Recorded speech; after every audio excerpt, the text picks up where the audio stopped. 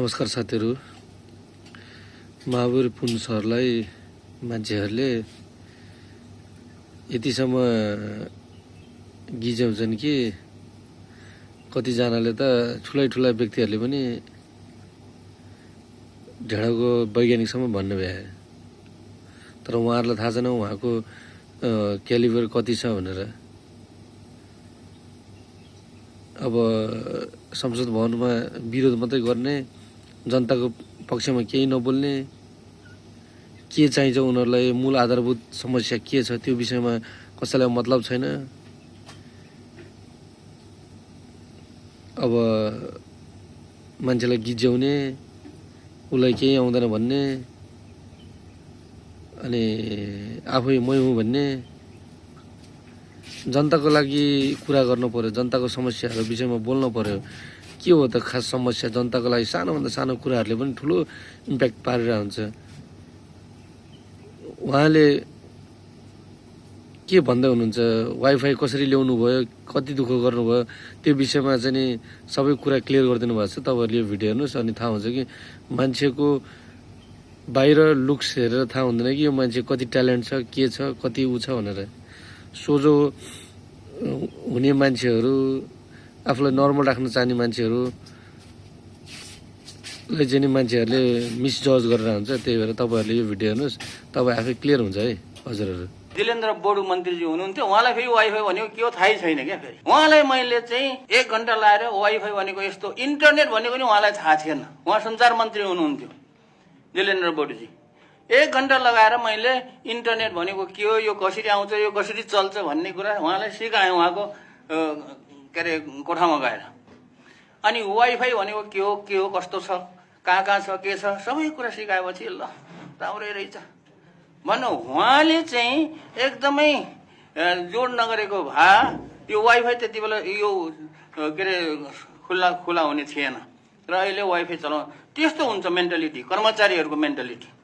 र आइएसएम बेनमा चाहिँ के छ त भन्दाखेरि, यो खास गरी आइएसएम बेन भनेको के हो भन्दाखेरि साइन्टिफिक रिसर्च र टेक्नोलोजी इनोभेसनको लागि सर्टन आइएसएम ब्यान्डहरू हुन्छन्, फ्रिक्वेन्सीहरू हुन्छ। त्यसलाई चाहिँ आइटियूले सबैलाई खुला गर्ने भन्दा हरेक देशमा खुला छ। नेपालमा त्यो चलाउनलाई यति गाह्रो छ, आफ्नै सम्पत्ति जस्तो गर्छ त्यो के अरे उसको कर्मचारीहरूले, सञ्चार मन्त्रालय कर्मचारी।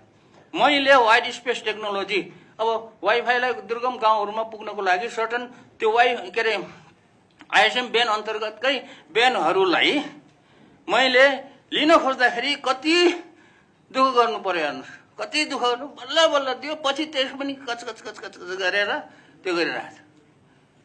त्यस्तो हुन्छ। त्यस कारणले त्यो आइएसएम बेन भन्ने कुरो यो साइन्टिफिक रिसर्च र टेक्नोलोजी इनोभेसनको लागि खुला गर्ने चाहिँ जोसुकै रिसर्चरहरूलाई यो चाहिँ नीति राम्रो चाहिँ बन्नु पर्यो।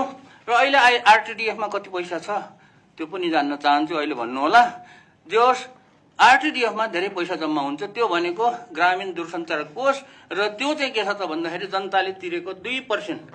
तपाईँहरूले इन्टरनेट सेवा प्रदायकले के अरे उसलाई टेलिकमलाई तिर्ने जुन पैसा तिर्नुहुन्छ त्यसमा 2% कर चाहिँ त्यहाँ राखेको हुन्छ। त्यो अरबौँ रुपियाँ छ त्यहाँ। केही नभए पनि 5-7 अरब होला, एकपल्ट 13 अरब थियो होइन। त्यो पछि खर्च गरेर गऱ्यो होला, पछि अहिले पनि जम्मा हुँदैछ। हरेक वर्ष अरबौँ रुपियाँ जम्मा हुन्छ। त्यो पैसा चाहिँ ग्रामीण दूरसञ्चार कोष भनेर ग्रामीण क्षेत्रमा दूरसञ्चार विस्तार गर्ने, त्यसको पहुँच पुर्याउने भनेर खडा गरिएको कोषलाई चाहिँ त्यही जुन उद्देश्यले खडा गरिएको छ त्यही उद्देश्यमा खर्च गर्ने हो भने मात्रै पनि अहिले गाउँबाट जति कम्प्लेनहरू आइरहेछ, हाम्रोमा इन्टरनेट आएन, हाम्रोमा टेलिकम फोन आएन भनेर, त्यो चाहिँ पुग्छ। त्यो चाहिँ राम्रोसँग गर्ने हुनु पर्यो। र अर्को कुरा यो टिएससी भन्ने छ, टेलिकम सर्भिस चार्ज भनेर, यो चाहिँ खास गरी यो आइएसपीहरूलाई र यो इन्टरनेट सेवा प्रदायकहरू सबैलाई, टेलिकमलाई पनि लाग्छ। यो चाहिँ टिएससी भनेको चाहिँ यो चाहिँ एउटा लोड हो। यो टेलिकमहरूले के गर्छ त भन्दाखेरि, अब तपाईँलाई जस्तो मानौँ महिनाको सर्भिस लिनु भएको छ, इन्टरनेट 1000 रुपियाँ तपाईँलाई लिएछ। अब त्यसमा 13% भ्याट जोड्छ। अनि 13% भ्याट प्लस 2% ऐको दूरसञ्चार प्राधिकरणको त्यो जुन छ ग्रामीण दूरसञ्चार कोष 2% जोड्छ, 15% भयो। अनि त्यसमा 2075 सालमा डाक्टर युवराज खतिवडा अर्थमन्त्री हुँदाखेरि फेरि प्लस 13% टेलिकम सर्भिस चार्ज भनेर 13% थपिदिनु भयो।